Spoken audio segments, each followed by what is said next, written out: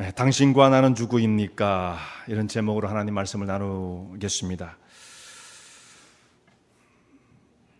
우리가 우리 자신에 대해서 평상시에 생각하기를 나는 내 자신을 잘 알고 있다 이렇게 생각을 합니다.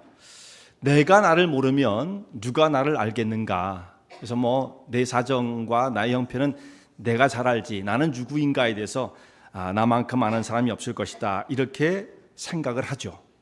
근데 이것은 어떤 근거가 있는 것은 아닙니다. 그냥 그렇게 막연히 판단을 하는 것입니다. 그래서 실제로 생각해 보면 내가 정말 내 자신을 잘 알고 있나, 나는 어떤 사람인가 라는 것을 내가 정말 잘 깨닫고 있는가, 어떻게 여러분 생각하십니까? 애굽에 살았던 애굽의 왕궁의 바로의 공주의 아들로서 왕자의 자격을 가지고 살았던 모세도 한때는 자기가 자신을 너무나 잘한다고 생각을 했습니다. 나만큼 나 자신을 알고 있는 사람은 없지라고 생각을 했어요. 그래서 그는 충분히 자기에게 기회가 왔다라고 생각을 했습니다. 때가 왔다라고 생각을 했습니다. 그가 애굽의 학술을 다 배워서 말과 행사에 능했던 사람이라고 성경에서 말씀을 하고 있죠. 스데반의 설교 가운데 모세의 생애를 간략하게 요약을 하면서 그는 말과 행사에 능력 있는 사람이었다. 여러 가지 모습으로 그는 리더십을 갖춘 사람이었고 왕위에 오를 수 있는 가능성이 있었던 사람이기 때문에 보통 교육을 받은 사람이 아니에요. 군사라든지 행정이라든지 모든 리더십을 고루 갖춘 사람이었습니다. 그런데 그가 거기에만 머무른 것이 아니라 동족을 위해서 내가 뭔가 일을 해야 하겠다고 하는 사명감을 그가 또 깨닫게 되어져요. 나는 히브리 사람, 나의 동족, 지금 애굽의 노예로 고통받는 사람들을 위해서 내게 주어진 일이 있다고 한다면 물러서지 않고 그 사역을 감당하겠다는 생각을 갖게 되어집니다. 이것이 자기에 대한 이해였죠. 내가 동족을 위해서 뭔가 일을 해야 할 사람이다. 히브리 사람들을 위해서 내가 앞장서지 않으면 안 된다. 그리고 때가 왔다. 자, 이것이 자기에 대한 모세의 이해였습니다. 그런데 그렇게 해서 나선 40세의 정말 거사가 그에게는 그저 실패로 돌아오게 되었죠. 철저하게 실패를 당하고 완전히 자기는 그 자리에서 물러나서 미디안 광야에 그야말로 초야에 묻혀서 40년을 지나게 되어집니다. 그러던 어느 날 이제 40세에 도망쳤던 모세가 80세가 되었어요. 그러던 어느 날 모세는 불붙은 떨기나무에서 하나님을 만나게 되어집니다. 자, 이 사건을 통해서 모세가 내가 누구인가를 발견하게 되어지는 계기가 되어져요. 내가 누구인가. 자기 스스로는 자기를 잘한다고 생각했어요. 그런데 실제로는 판단 미스였죠. 자기가 잘 아는 것이 아니었어요. 이제 80세가 되어진 모세가 하나님을 만나고 난 다음 그가 자신의 모습을 새롭게 발견하게 되어집니다. 자, 지나간 40년 동안 미디안의 광야에서 목동으로 지내는 모세에게 있어서는 40년의 세월이 정말 무료하기 그지없었을 거예요. 40년의 그 왕궁 생활은 날마다 바쁘죠. 사람들이 자기를 늘 찾아오고 주변에 늘 사람들이 북적북적거리고 자기가 맡아서 해야 할 일도 많고 책임도 많고 정말 모든 일에 그가 주인공이었을 것입니다. 모세는. 그러니까 세월이 얼마나 빠르게 지나갔겠어요. 얼마나 많은 일이 있었겠어요. 그리고 많은 일을 또한 그가 감당을 했었습니다. 그런데 그거에 비해서 광야의 40년, 40대 이후에 80세까지의 그 삶은 아무런 일도 벌어지지 않는 거예요. 40년 동안은 정말 완전히 멈춰서 버린 듯한 그런 시간을 지나게 되어지죠. 늘 바쁘게 지냈던 사람이 그 광야에 딱 떨어졌을 때 얼마나 사람이 무료하고 그 기간을 견디기 힘들었겠습니까? 그러면서 자기에게 밀려오는 것은 엄청난 무력감이었겠죠. 내가 정말 무엇을 할 수 있을까? 나는 아무것도 아니다. 이런 생각을 할 수밖에 없었을 것입니다. 그때에 모세가 하나님을 결정적으로 만나는 일이 벌어지게 되어집니다. 하나님께서 40년의 세월의 고요를, 침묵을 깨트리시고 떨기나무 불붙는 모습으로 모세를 찾아오십니다. 그리고 모세를 부르시는 거예요. 모세야, 모세야. 불붙은 떨기나무에서 모세가 하나님을 만나게 되어져요. 하나님께서 모세를 찾아오시는 것, 사람을 찾아오시는 것은 목적이 있습니다. 그냥 만나시는 게 아니에요. 목적이 있어요. 그 하나님을 만나면 사람이 그 다음에 자기가 누구인지를 발견하게 되어지고 내가 살아가야 할 삶의 목적과 비전이 새로워질 수밖에 없어요. 40년간 모세는 뭐 그런 거 없었어요. 그저 하루하루 한숨과 탄식 속에서 세월을 보낼 수밖에 없었던 사람인데 이제 하나님을 만남으로써 새로운 길이 열리게 되어집니다. 그런데 하나님께서 모세를 부르시면 내가 애굽에 가서 내 백성을 인도하여 내라, 이 엄청난 사명을 주셨어요. 근데 그 사명을 받은 모세가 하나님께 드린 말씀, 첫 번째의 말씀이 무엇입니까? 부르심을 받고 난 다음에 그의 입에서 나온 말이 하나님, 내가 누구입니까? 오늘 제목과 똑같은 거예요. 내가 누구간데, 내가 누구간데라고 그렇게 표현했습니다만 Who I am, 내가 누구입니까? 하나님께 그 질문을 드리고 있습니다. 내가 누구간데 이 이스라엘 백성들을 인도해 내는 지도자가 된다는 말씀입니까? 제가 여기서 살았던 세월이 40년의 세월입니다. 이제는 제게 남은 것이 무엇이 있습니까? 저에게는 아무것도 없습니다.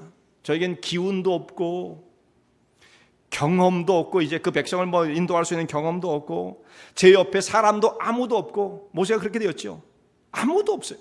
친구도 없고 정말 철저한 고독 속에 살았을 거예요. 모세가 뭐 가족은 좀 있었지만 왕궁 생활과 광야의 생활은 정말 비교되어지지 않습니까? 저에게 남은 건 아무것도 없습니다.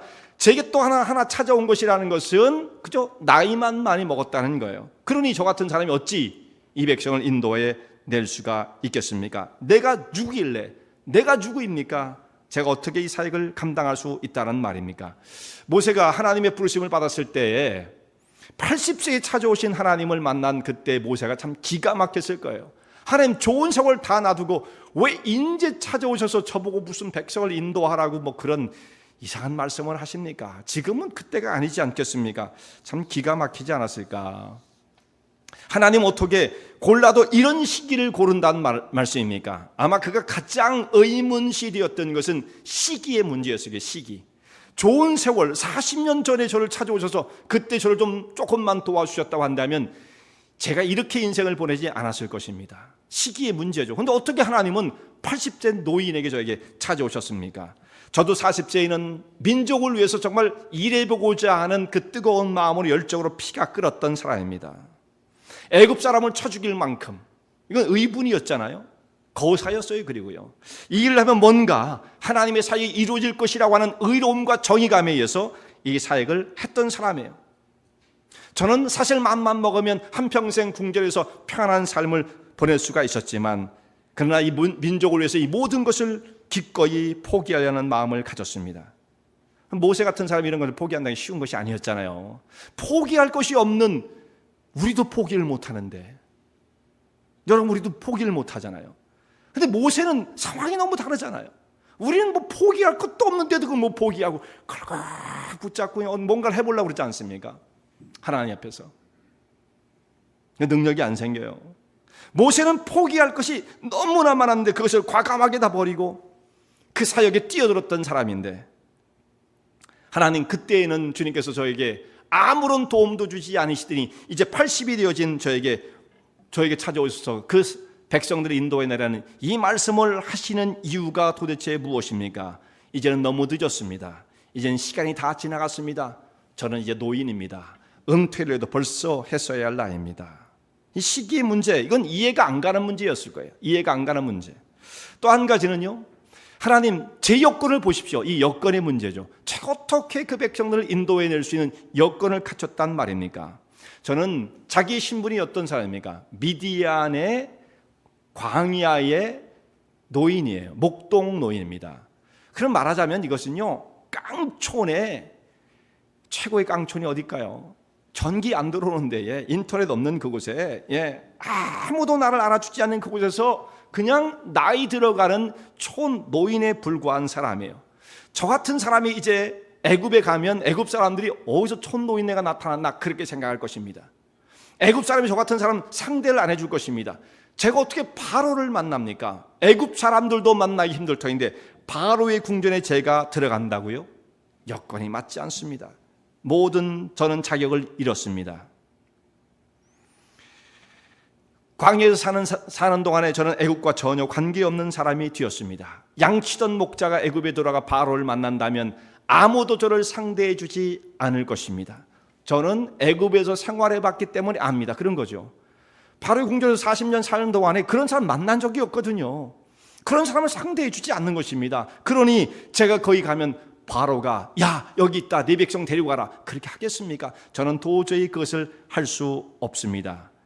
이건 여건과 모든 처지에 맞지 않는 일입니다. 또 한 가지 하나님 앞에 의문이 들었고 사실 불만스러운 것은 주님 제가 무슨 능력이 있습니까? 능력의 문제였을 것입니다. 출애굽의 대역사를 어찌 제가 감당할 수 있다는 말씀입니까? 출애굽의 역사는요, 우리가 지금 출애굽기 3장의 말씀을 보고 있는데 출애굽의 역사가 이루어지는 13장에 이루어지잖아요. 출애굽을 하죠. 애굽을 나오게 되어지죠. 그런데 그 뒤로도 굉장히 많은 역사가 있어요. 그 딱 나오면서부터 그때부터 40년간 이 모든 것이 출애굽의 역사예요. 그 나오는 거 어떻게 보면 그것도 엄청나게 어려운 일이고 불가능한 일이지만 그것은 순간적으로 이루어졌어요. 10가지 재앙을 통해서 우리가 앞으로 이제 살펴보게 될 것입니다. 그 이후의 문제가 훨씬 더 큰 문제예요. 이 백성을 어떻게 제가 이끌어 간다는 말씀입니까? 출애굽은 애굽을 나온 그 다음부터 사실상 진짜 출발입니다. 애굽에서 400년간 종살이 하던 사람이에요. 이스라엘 백성들, 히브리 사람들. 여러분 400년간 종살이를 하면 사람이 변하겠어요? 안 변하겠어요? 인성이 다 변하는 거죠. 종의 물론 자유인 따로 있고 종 따로 있는 건 아니지만 종으로서 400년을 살게 되어지면 그 사람들의 인종적으로 핏줄 속의 DNA가 개조가 될 수밖에 없어요.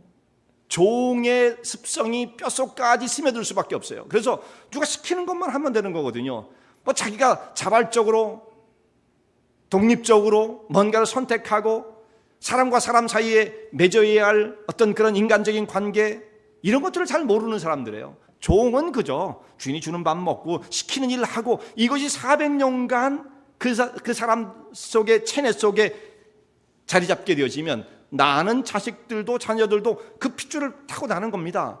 그러니까 그런 사람들을 제가 어떻게 이끌어서 하나님의 백성으로 만든단 말입니까? 모세가 해야 할 일 그것입니다.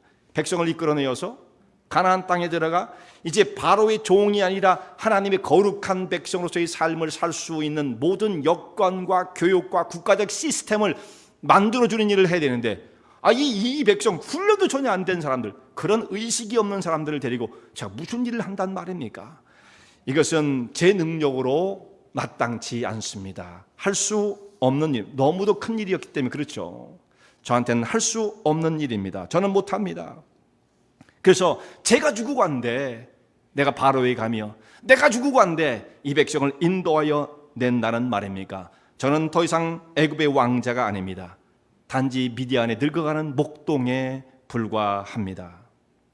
자, 이렇게 자신이 아무것도 할 수 없다고 하는 모세에게 하나님께서 뭐라고 말씀하시냐면 걱정하지 마. 내가 정령이 너와 함께 할 것이다. 이 말씀을 하세요. 그러면 내가 하게 될 것이다. 왜냐하면 이것은 사람의 힘으로 하는 것이 아니라 하나님의 능력으로 하는 것이기 때문이다. 특별히 이 출애굽의 역사는 구원의 역사잖아요. 구원의 역사. 구원의 역사는 사람의 힘으로 하는 것이 아닙니다. 구원은 전적인 하나님의 능력으로 말미암는 것이지 사람이 노력한다고 되어지는 게 아니에요. 철저히 보여주죠. 모세가 뛰어났기 때문에 이스라엘 백성들이 이끌어낼 수 있는 것이 아니에요. 오히려 하나님께서는 뛰어나지 않은 모세가 힘이 싹 빠졌을 때까지 기다리시는 거나 마찬가지죠. 사람의 힘으로 할 수 있는 것이 아니기 때문에 그렇습니다. 하나님께서 우리를 구원하신 것은 전적인 하나님의 능력과 구원의 은혜로 되어진 것이죠. 세상에 있는 종교는 뭔가 사람이 노력을 해야 돼요. 사람이 어느 도덕적 수준에 올라와야 되고요. 이 정도의 모습을 보여줘야 되고요. 뭔가 공덕을 쌓아야 돼요. 그 세상에 있는 종교가 가리키는 것들이에요. 그렇게 하면 천국에 가는 거예요. 그럼 상급도 많이 받는 거예요. 그래야만 그 모슬렘 사람들이 막 폭탄 들고 뛰어드는 거예요. 뭔가 일을 해야 네가 천국에 들어갈 수 있다라는 것을 강조하기 때문에 그렇습니다. 성경에서는 하나님께서 우리에게 구원을 주시는 바는 사람의 노력이 전혀 구원에는 1%도 가담이 되지 않습니다. 전적인 하나님의 능력입니다. 그래서 하나님께서 모세에게 넌 지금 힘이 하나도 없다고? 잘 됐어, 걱정하지 마. 내가 너에게 모든 내게 힘을 더할 것이고 리더십을 더할 것이고 지혜를 줄 것이고 영적인 권위를 더해 줄 것이다. 너를 완전히 새로운 사람으로 만들어 내가 너를 사용할 것이다. 이게 출애굽의 역사인 것입니다. 그리고 이 백성을 너희가 이끌어서 마침내 이 산으로 돌아오게 될 것이다. 네가 나를 만난 곳, 이 불붙은 떨기나무가 있었던 이 호렙산으로 백성들을 이끌고 올 터인데, 그러면 너가 하나님께서 과연 나를 보내시고 이스라엘 백성을 인도하여야 된다는 것을 깨닫게 될 것이다. 이런 말씀을 하세요. 물론 그 전부터도 알았지만 다시 한번 확인을 하는 거죠. 이 호렙산에서 하나님을 만났던 모세가 호렙산에 와서 하나님을 또다시 아주 신비한 모습으로 만나게 되어지고 십계명을 받게 되어지고 성막을 짓는 모든 제도 식양들을 받게 되어지는 아주 중요한 장소가 되어지죠, 호렙산이요. 그래서 하나님께 이런 말씀을 하시는 거예요. 하나님께서 아무것도 할 수 없다고 외치는 모세를 찾아오셔서 그를 사용하십니다. 하나님 역사를 이루게 하십니다. 힘이 없다고 느낄 때 오히려 하나님께서는 모세에게 힘을 더하시고 너 이제 할 수 있어, 이렇게 말씀을 하시는 거예요. 마치 모세의 힘이 빠질 때까지 기다린 것처럼 그렇게 느껴지는 거죠. 그래서 여기서 모세는 모든 자신을 바라보는 것을 이제 자기 인간적인 눈으로 보는 것이 아니라 하나님을 만난 자로서의 모습을 보는 거예요. 내가 누구 간데 바로에게 가겠습니까? 저는 아무것도 할 수 없습니다. 자기가 그렇게 발견했지만, 자기의 모습을 하나님 앞에서 발견했지만 또다시 새로운 눈으로 하나님께서 너는 모든 것을 할 수 있다 라고 하신 모습으로 자기를 재발견하게 되어집니다. 이게 모세가 갖추고 있는 모습이에요. 사람은 아무것도 할 수 없지만 하나님 앞에서 자기를 새롭게 발견하면 정말 출애굽의 역사를 이루는 그런 사람이 되어지는 거죠. 사람이 자기가 누구인지 잘 몰라요. 하나님을 만나기 전까지는. 모세는 하나님을 만남으로써 이제 자기의 모습을 새롭게 발견하게 되었습니다. 이제 모세가 이제 하나님을 향해서 물어요. 그러면 나를 보내시는 당신은 누구십니까? 하나님께 당신이란 말을 써서 좀 죄송하지만 말이죠. 야곱은 그렇게 불렀습니다. 야곱은. 모세는 지금 하나님께 어떻게 여쭤보냐면, 하나님, 당신은 이름이 무엇이, 당신은 누구세요? 이렇게 묻고 싶었어요, 모세는요. 근데 모세는 야곱과 다르게 그래도 교양이 있는 사람이잖아요, 모세는. 네, 교양이 있는 사람. 그러니까 하나님을 그렇게 불러서는 안 된다는 것을 모세는 알고 있는 사람이에요. 야곱과는 달라요. 야곱은 약복강에서 그 하나님의 사자와 천사와 씨름할 때 하나님께서 물으시잖아요. 네 이름이 무엇이냐? 씨름하다 말고 저 야곱입니다. 너 야곱이 아니고 이제부터는 널 이스라엘 해라. 그렇게 말씀을 듣고 난 다음에 야곱도 하나님 향해서 물어요. 당신의 이름을 구하소서. 당신이야 불렀죠. 그때 하나님께서 말씀 안 하십니다. 내 이름을 내가 어찌 묻느냐. 말씀 안 하시고 그냥 야곱을 축복하고 가셨다, 이렇게 되어 있죠. 창세기 32장에 나오는 말씀입니다. 그때 야곱도 하나님의 이름을 물었습니다. 근데 오늘 여기 있는 말씀 보면 모세가 하나님의 이름을 물어요. 그런데 그렇게 묻지 않고 당신의 이름을 구하소서 이렇게 말하지 않고 모세는 간접적으로 표현을 합니다. 교양 있는 사람이에요. 교양 있는 사람. 좀 표현을 달리하죠. 어떤 식으로 합니까? 제가 하나님 말씀대로 제가 내 백성에게 가서 너희 조상의 하나님이 나를 너에게 보냈다라고 말을 한다면 그 사람들이 저에게 물을 것입니다. 그 하나님, 너를 보내준 하나님의 이름이 무엇냐? 그렇게 물을 터인데 그럼 제가 뭐라고 대답하겠습니까? 이렇게 간접, 제가 궁금한 게 아니라요, 사실은요 백성들이 궁금해할 거예요. 이런 식으로 물어봤던 거죠. 사실은 자기가 궁금한 거였어요. 자기가 궁금한 거였죠. 하나님 어떤 분이십니까? 여러분 여기서 이름을 물었어요. 이름을 물었는데 몇 번 이런 말씀을 드렸습니다만 히브리 사람들이 말하는 이름이라는 것은 우리 한 사람 한 사람이 붙여져 있는 어떤 고유한 명칭, 그런 뜻이 아니에요.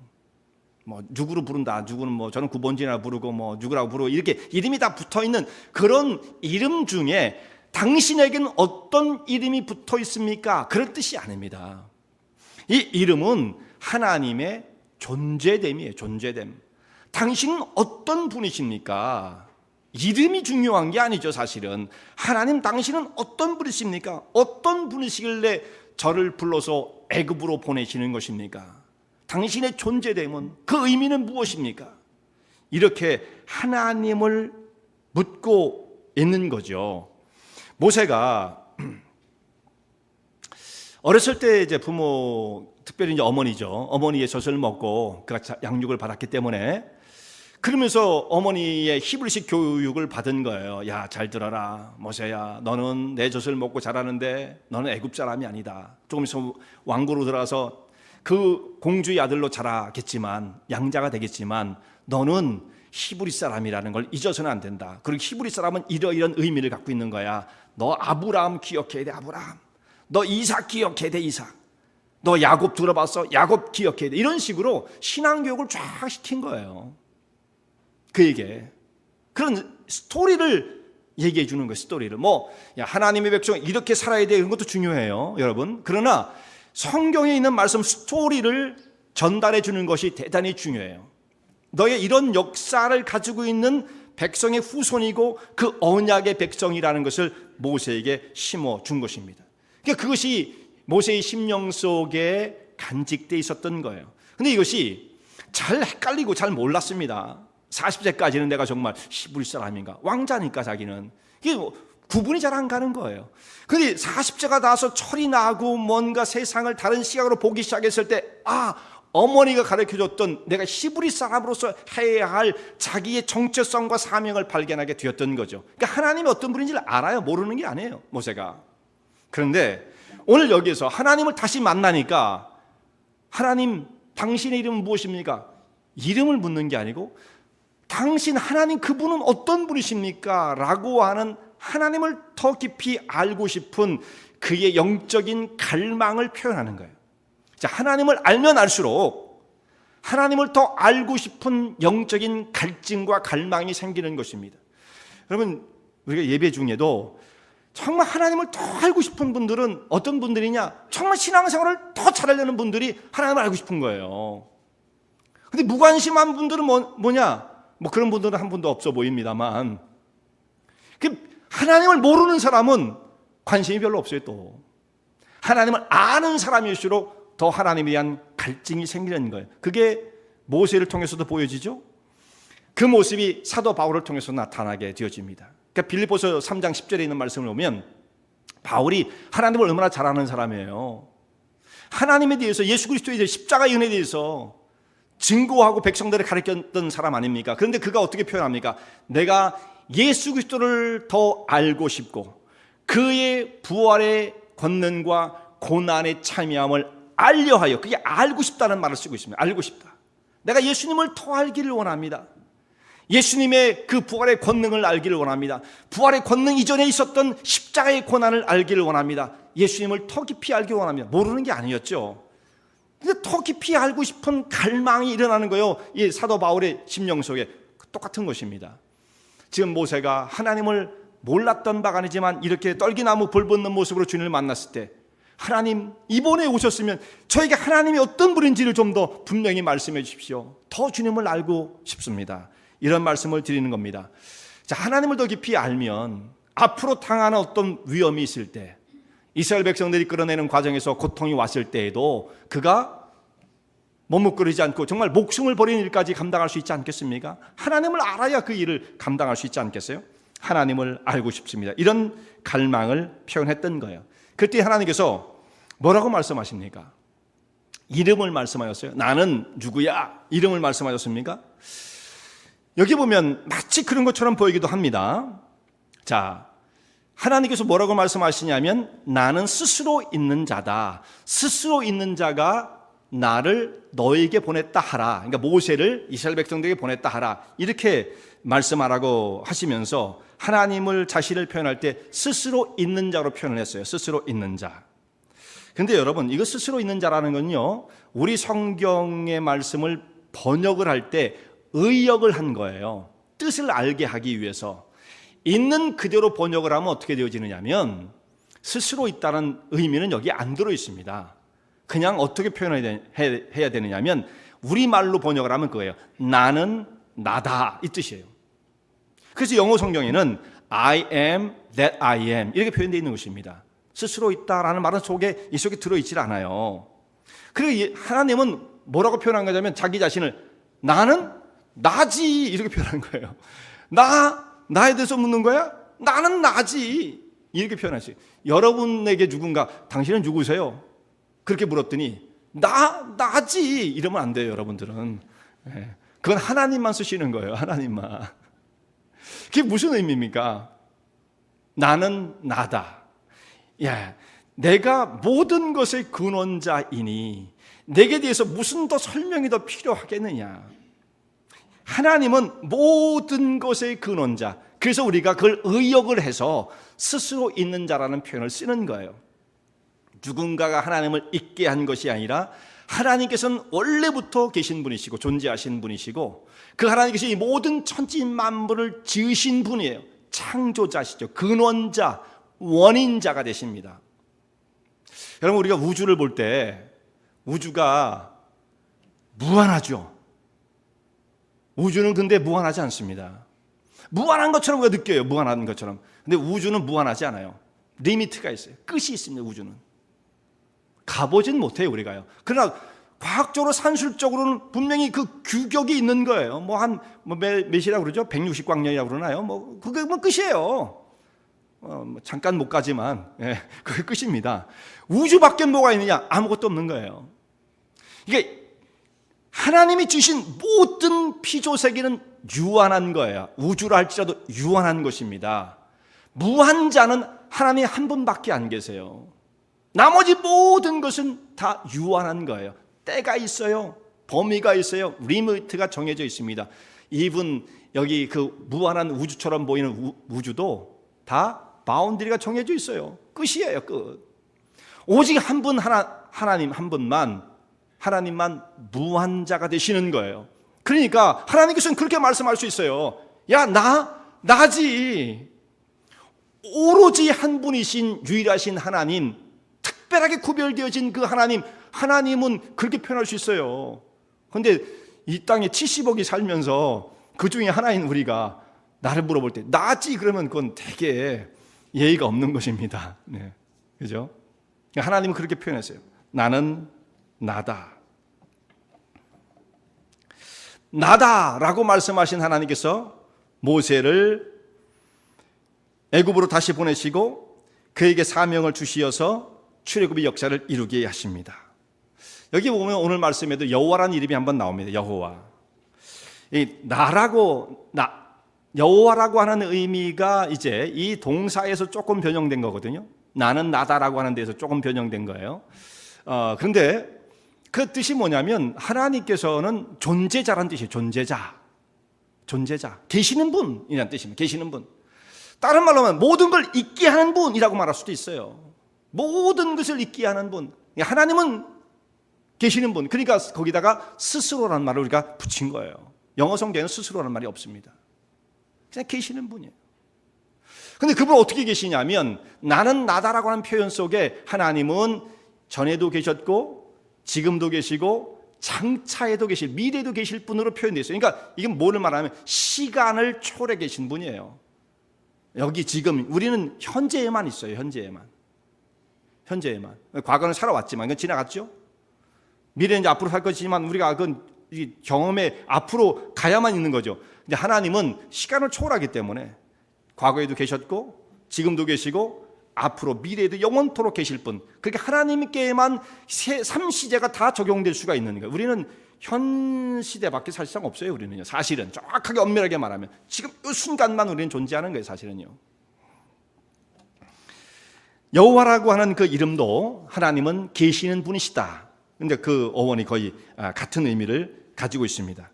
그래서 하나님께서 모세에게 이제 자신을 드러내시면서 내가 너를 애굽으로 보내는데 너는 가서 애굽에 가서 누구를 찾아가야 되느냐면 바로에게 먼저 당장 찾아가는 것이 아니고 이스라엘 백성들의 장로를 불러라. 그리고 그들에게 말하기를 아브라함의 하나님, 이삭의 하나님, 야곱의 하나님께서 내게 나타나셨다라고 얘기를 해라. 이게 뭐를 리마인드 시키는 겁니까? 언약의 하나님께서 내게 나타나셨다. 어떤 언약을 주셨습니까? 너희 후손이 하늘의 별처럼 많아지게 될 것이고 이 가나안 땅을 너희 후손에게 너에게 영원토록 기업으로 줄 것이다. 그 언약을 주시고 성취하실 하나님께서 나를 부르셔서 너에게 보내셨다. 이제 출애굽의 역사가 이루어질 것이다. 그렇게 말씀하라는 거예요. 이제 하나님께서 언약을 주신 분으로 이제 곧 언약의 성취를 앞두고 있는 거죠. 그 도구로 모세를 하나님께 사용하시는 거예요. 하나님께서 애굽 땅에 있는 이스라엘 백성들의 장로들에게 그를 보내어서 이 역사를 시작하게 하십니다. 그러면 이스라엘 장로들이 너를 맞아줄 것이고 리더로 인정해 줄 것이다. 여기에 몇 가지 과정이 물론 있었습니다. 우리의 인생은 내가 누구인가를 알아가는 과정입니다. 우리가 스스로 자기 자신을 잘 안다고 생각하지만 그것이 대부분이 틀린 정보일 가능성이 많아요. 틀린 판단일 가능성이 많아요. 내가 나를 안다고 생각하는 것, 나보다 누가 나를 더 잘 알겠어. 근데 무슨 근거로 그렇게 말을 하느냐 이 말씀이죠. 근거는 없어요. 실제로 자신을 정확하게 아는 건 언제냐?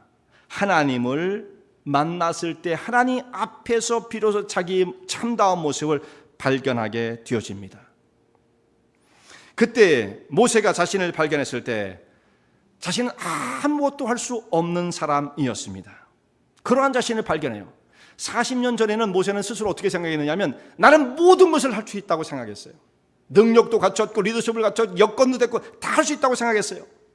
그때 그런 능력 있는 자가 어떤 결단을 내리냐면 그런데 내가 이 모든 것을 포기하겠어.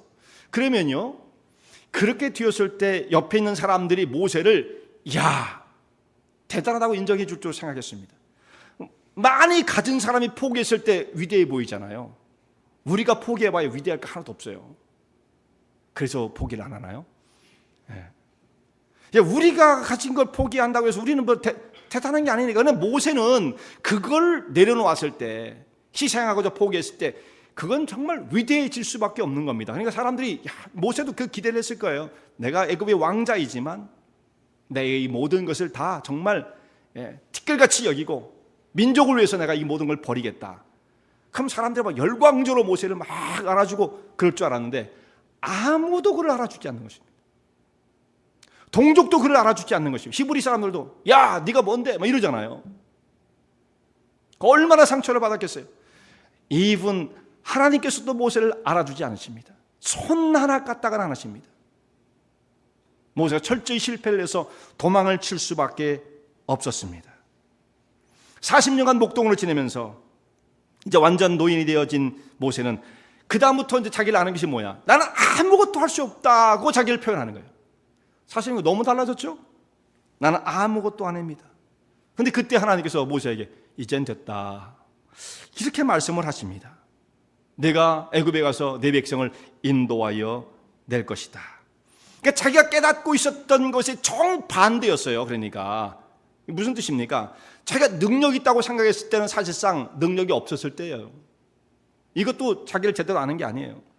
그러니까 하나님 앞에서 나는 아무것도 할 수 없어요. 나는 아무런 능력도 여건도 아니에요. 능력도 없어요. 이제 시간도 지났어요. 저 하기 싫어요. 뭐 이런 거예요. 근데 하나님께서 이제 됐다. 그러니까 자기가 생각하는 것 판단에 완전히 반대더라고요. 하나님 앞에서. 그러니까 여러분 하나님 앞에서 자기를 보는 것이 가장 정확한 거예요. 자기 스스로 나는 어떤 사람인가라고 생각하는 거 의미 없어요.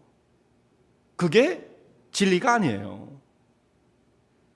그게 정확한 답이 아니에요. 그러니까 사람이 비로소 자기를 아는 것은 하나님을 만났을 때 비로소 자기를 깨닫게 되어지는 것입니다. 하나님의 눈으로 하나님께 인정해 주시는 선언해 주시는 눈으로 너는 이제 능력이 있을 거야. 백성을 충분히 인도할 수 있어. 하나님께 함께 하시니까 자기를 새롭게 깨닫게 되어지는 것입니다. 모세가 그동안 하나님을 안다고 생각했어요. 백성들이 이끌어내면 하나님께서 기뻐하실 것이다. 하나님께서 나를 인정해 주실 것이다. 이렇게 생각을 했습니다.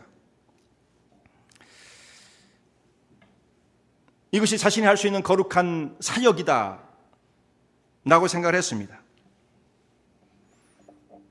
동족을 위한 일이지 자신을 위한 일이 아니었던 것입니다.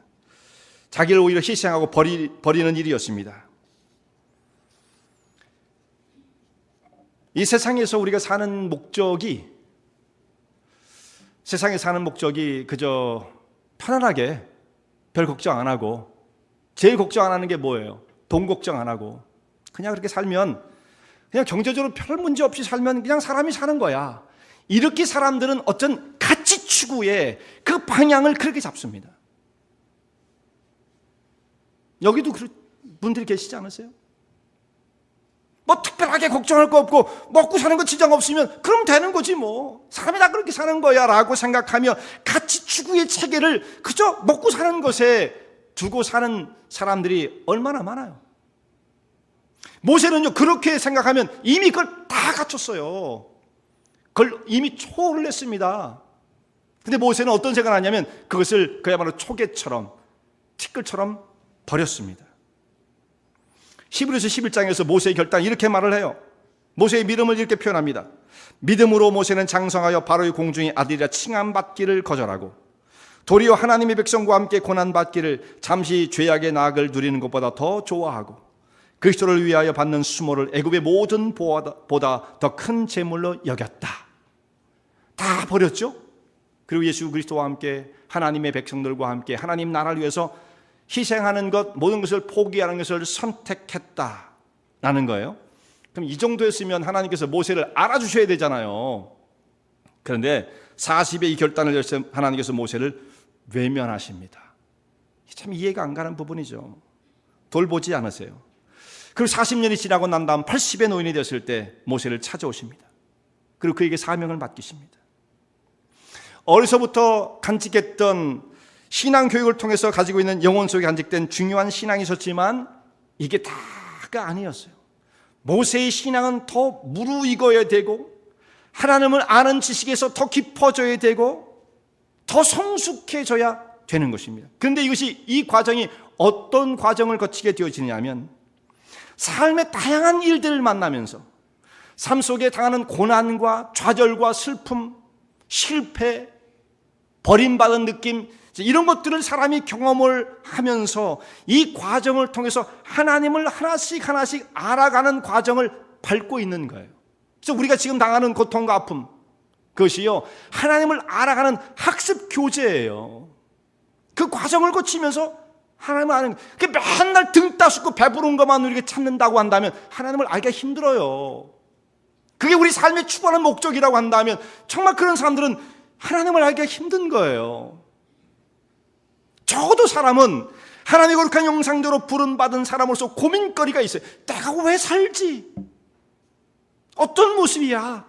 나는 누구인가라고 하는 그 고민이 있어야 되는 거죠. 근데 그거 어떻게 발견하느냐? 하나님을 만나야 돼요. 하나님을 어떻게 더 깊이 알 수 있느냐? 이 삶의 슬픔과 고난과 역경, 뭐 때로는 즐거움도 기쁨도, 이 모든 과정이 어우러져서 하나님을 하나씩 하나씩 알아가고 있는 과정을 우리는 지금 밟아가고 있는 것입니다. 그래서 우리의 인생의 여정을 하나님을 알아가는 과정으로, 여정으로 말할 수 있는 것입니다. 혹시 지금 여러분 낙심되는 일이 있습니까? 정신 차리고 살지 않으면 낙심이 되는 일이어도 뭐 그냥 슬프기만 해. 그러고 마는 거예요. 아무런 변화가 없어요. 분노와 슬픔을 겪는 사람들, 그것이 하나님 앞에서 새롭게 느껴져야 되는 거죠. 실패를 경험했습니까? 좌절이 있습니까? 그러나 그것은 결코 끝이 아닙니다. 깊이 하나님을 체험할 수 있는 계기가 되어지는 것입니다. 하나님을 알고 그러면 자기를 깨닫게 되어져요. 그리고 자기의 걸어가야 할 길이 보이는 거예요. 하나님께서 나를 부르신 거룩한 목적이 발견되어지는 것입니다. 그 길을 향해서 나아가 하나님께서 우리에게 주신 그 귀한 사명을 든든히 붙드시는 하나님의 종들 되시기 바랍니다.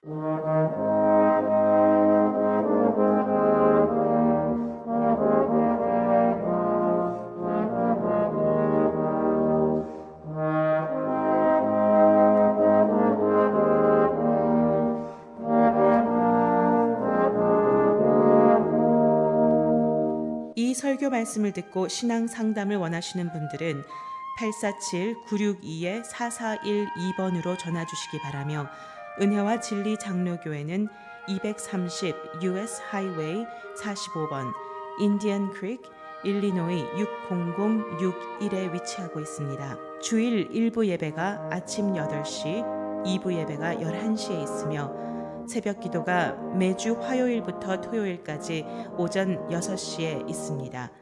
그리고 금요 성경 공부가 저녁 8시에 있습니다. 하나님의 은혜와 은총이 항상 여러분과 함께 하시길 바랍니다.